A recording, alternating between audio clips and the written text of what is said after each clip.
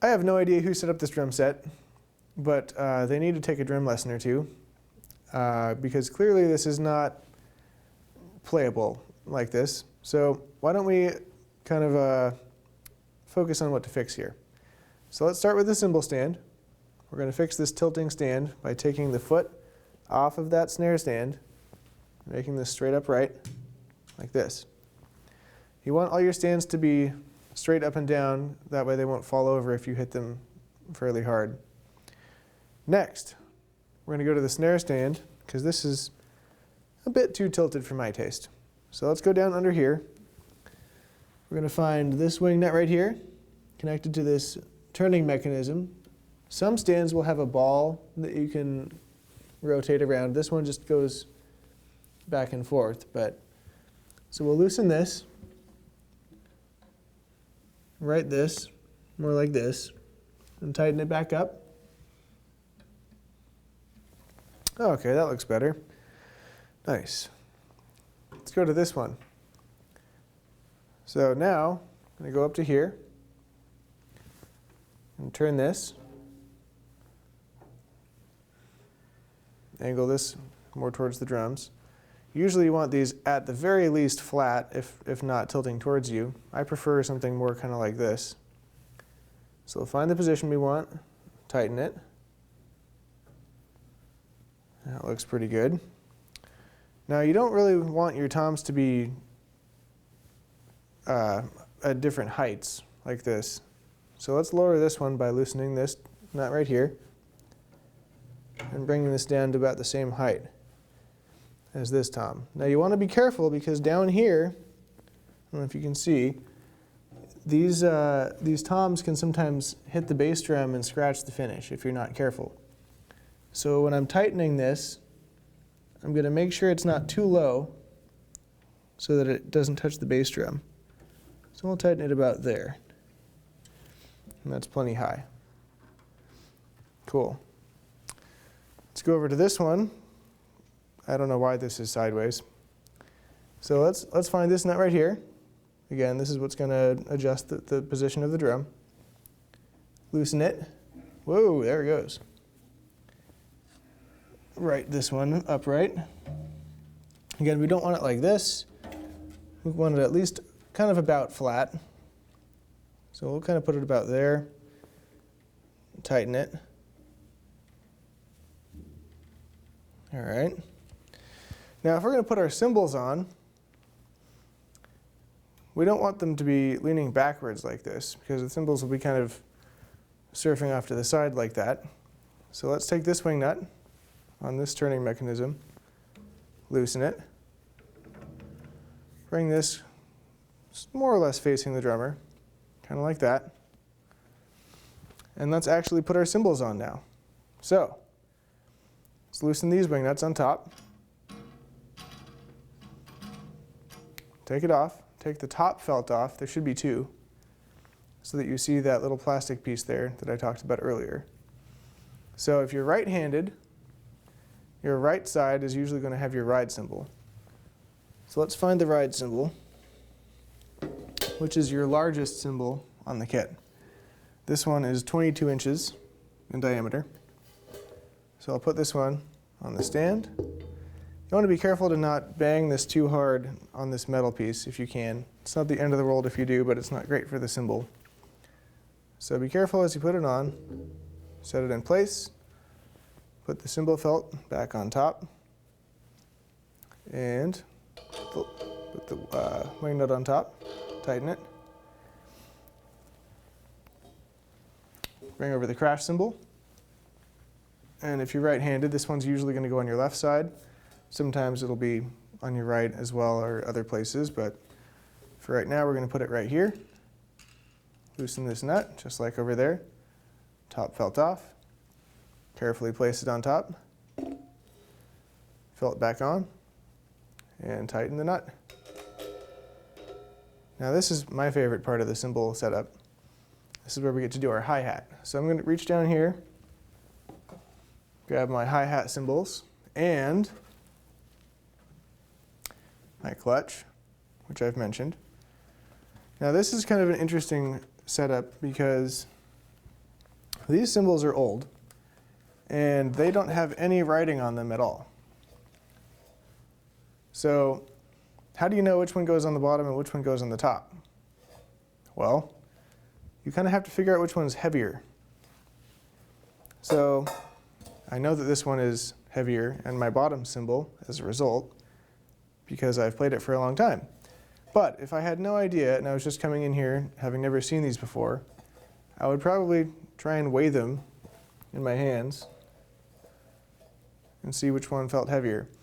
This one feels heavier, but if I still couldn't tell, the next thing I would do is kind of lightly try and bend it, just a little bit, not very much. And this one is not very malleable. It's pretty firm, so this one is more likely to be my bottom cymbal. This one, if I bend it a little bit, bends a little more. I don't know if you can see that or not. This one's more malleable and is more likely to be on the top cymbal. So, and again, you don't want to bend them too hard. You don't want to break your cymbals. Let's put the bottom one, the heavier one, down the post. Let's take our clutch, take the bottom part off by loosening it, take the bottom felt off. Now remember that this nut is on the top, so you're going to put this on upside down. Again, being careful about the metal. Take the cymbal felt on the bottom, put it on, and tighten it.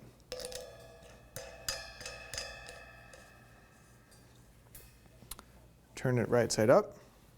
So we'll take our top hi-hat cymbal, carefully slide it on top of the post, all the way down. And now our cymbals are on their stands, but we still have to actually put them where we want them. And that requires actually adjusting all these little multi-tiered height adjusters and the tilt adjusting right underneath the bells of the cymbals. So why don't we start with the hi-hat? We'll kind of scoot it in here so it's closer to my foot. Now if we wanted to raise this up, we can go down here and loosen this nut right here, and then pull this up as high as we want it, or as low as we want it. I have a set height holder right here. Not all stands will have this, but that's because that's where I like my hi-hat to be set. So we'll tighten it back down there. If we wanted our crash cymbal to be higher, what we can do is pick one of these. Why don't we do this one? So we'll loosen this nut right here. See how we can bring this up and down. Let's say we want to play it up here. So we'll tighten it here. Maybe bring it in a little bit. That looks pretty cool. Now if I wanted to adjust the tilt on this, I'd find this nut right here, loosen it, and from here I can bend it down like this, or out like this. You don't really want to have it more than flat because it's going to be harder to play it certain ways and also might damage your cymbal if you play it incorrectly. So for right now I'll set it about here. And then you would follow the same system if you wanted to adjust this one. So why don't we just tweak it a little bit. So I'll loosen this nut right here, bring it up a little bit, angle it towards me, tighten it, and then why don't we tilt it a little bit towards me as well. So we'll go up here. Where is it? There it is. Loosen this, tilt it a little more towards me, and tighten it. Now there's one more thing that we can adjust, which is on our kick pedal. So I'm going to reach down here and grab it.